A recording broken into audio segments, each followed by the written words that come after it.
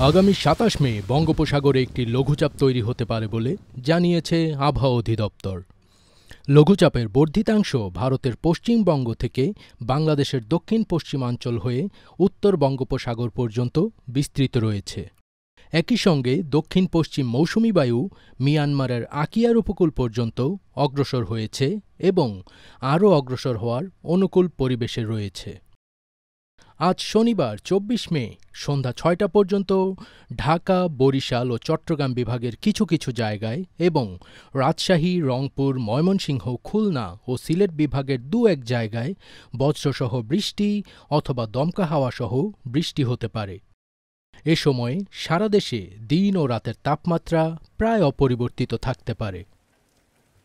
আগামীকাল রবিবার ২৫ মে পর্যন্ত চট্টগ্রাম ও সিলেট বিভাগের কিছু কিছু জায়গায় এবং রাজশাহী, রংপুর, ময়মনসিংহ, ঢাকা, খুলনা ও বরিশাল বিভাগের দু-এক জায়গায় হালকা থেকে মাঝারি ধরনের বৃষ্টি বা বজ্রসহ বৃষ্টি হতে পারে।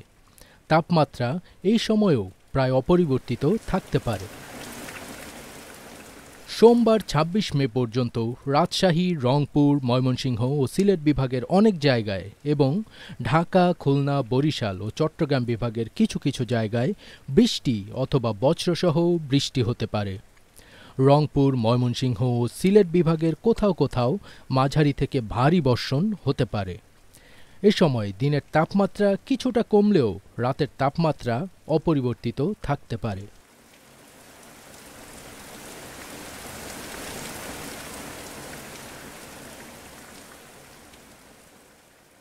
অন্যদিকে মঙ্গলবার ২৭ মে সন্ধ্যা ৬টা পর্যন্ত রংপুর ও চট্টগ্রাম বিভাগের কিছু কিছু জায়গায় এবং রাজশাহী, ময়মনসিংহ, ঢাকা, খুলনা, বরিশাল ও সিলেট বিভাগের দু-এক জায়গায় অস্থায়ীভাবে দমকা হাওয়াসহ বিদ্যুৎ চমকানো বা হালকা থেকে মাঝারি ধরনের বৃষ্টি অথবা বজ্রসহ বৃষ্টি হতে পারে।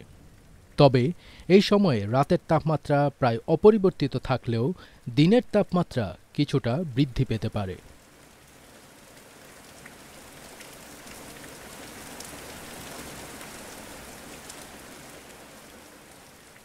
फसबीर ताज, ATN, बांग्ला।